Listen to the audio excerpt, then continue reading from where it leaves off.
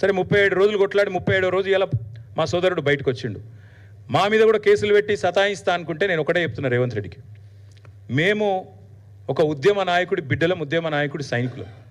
ఏనాటికైనా చెప్తున్నా రేవంత్ రెడ్డి, నీలాంటి చిల్లరగాళ్ళ కేసులకు నీ లత్కోరు పనులకు భయపడేటోడు ఎవడు లేడు.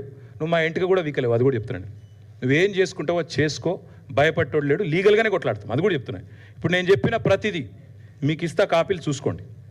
రేపు ఏసీబీ అడిగితే వాళ్ళకదే ఇస్తా, పోలీసు వాళ్ళు అడిగితే వాళ్ళకదే ఇస్తా, కోర్టులో కూడా గివే ఇస్తా.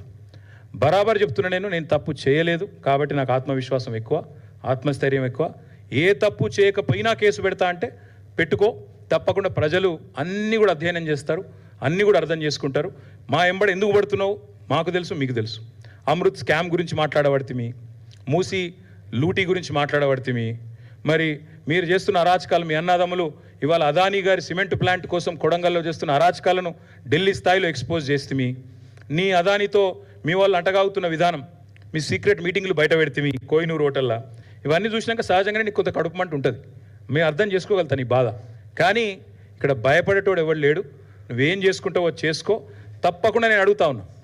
ఇవన్నీ నేను చూపెట్టిన అన్నీ కూడా these are all subject to scrutiny. మీరు you can scrutinize all of these, you can reach out to formula ఈ.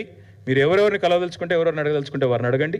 తప్పకుండా మేము హైదరాబాద్ బ్రాండ్ ఇమేజ్ పెంచేదానికి, తెలంగాణ బ్రాండ్ ఇమేజ్ పెంచేదానికి, తెలంగాణను ప్రపంచ పటంలో ఎలక్ట్రిక్ వెహికల్స్ రంగంలో పెట్టడానికి చేసిన ఒక ప్రయత్నం ఈ ఫార్ములా ఈ రేస్ అనేది. అందులో ఒక చిన్న అంకం. దానికి 55 కోట్లు అనేది పెద్ద ముచ్చట కాదు, పెద్ద లెక్క కాదు.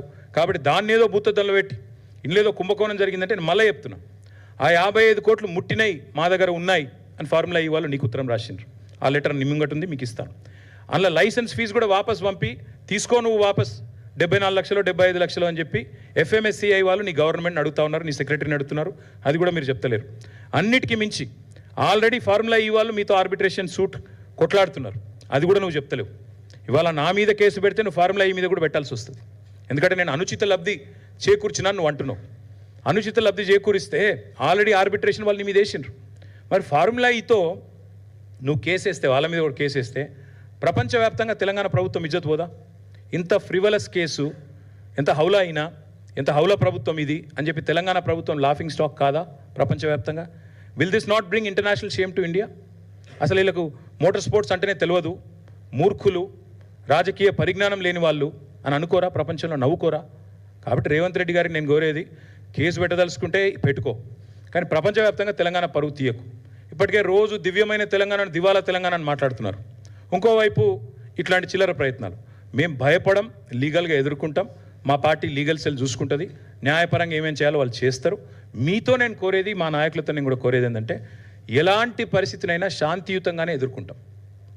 మేము ప్రజాస్వామిక పద్ధతుల్లో నిరసనలు చెప్తాం, ప్రజాస్వామిక పద్ధతుల్లోనే ఉంటాం తప్ప ఉద్యమాన్నే ప్రజాస్వామికంగా శాంతియుతంగా నడిపిన వాళ్ళం. పొరపాటున కూడా రేవంత్ రెడ్డి లాంటి చిల్లర నాయకుల చిల్లర ఎత్తుగడలకు మేము పడం. 100% చాలా పీస్ఫుల్గా ప్రొటెస్ట్ చేస్తాం, లీగల్గా కొట్లాడతాం. పొలిటికల్ కేసు కాబట్టి పొలిటికల్గా కొట్లాడతాం.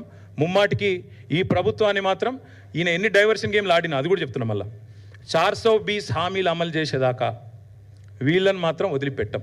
ప్రజలకు ఇచ్చిన ప్రతి వాగ్దానం, 6 గ్యారంటీలు, 13 హామీలు, 420 దొంగ హామీలు అన్నీ అమలు చేసేదాకా వదిలిపెట్టాం. ఎన్ని కేసులు పెట్టుకున్నా అన్నీ ఎదుర్కొంటాం. Thank you. నేను మళ్ళీ చెప్తున్నా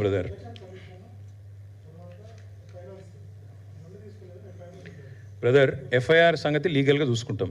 నేను నీ కేసు గురించి చెప్పిన, అసలు ఏసీబీ కేసు పెట్టే అర్హత లేదని నేను అంటున్నా. కరప్షనే లేకపోతే యాంటీ కరప్షన్ ఎక్కడదా? ఎఫ్ఐఆర్ ఎక్కడిది? ఖచ్చితంగా ఏం చేయాలో లీగల్గా చూసుకుంటాం. నేను ఎఫ్ఐఆర్లో తుపాతులు, నేను లాయర్ కాదు. నేను అదే చెప్తున్నా బ్రదర్, ఈ లీకు వీరులు, ఒకప్పుడు గ్రీకు వీరుడు అని పాట ఉండేది, అట్లా ఇప్పుడు రేవంత్ రెడ్డి అంటే ఆయన లీకు వీరుడు. సీదా అసెంబ్లీలో మాట్లాడదాం రారాబాయ్ అంటే రాడు. ఒక మంత్రికి దమ్ము లేదు, దద్దమ్మలంతా మాట్లాడమని రేపు ముందుగా అసెంబ్లీ పెట్టమను. ఇప్పుడు నేను చెప్పింది తప్పు అయితే రేపు అసెంబ్లీలో చర్చ పెట్టమను.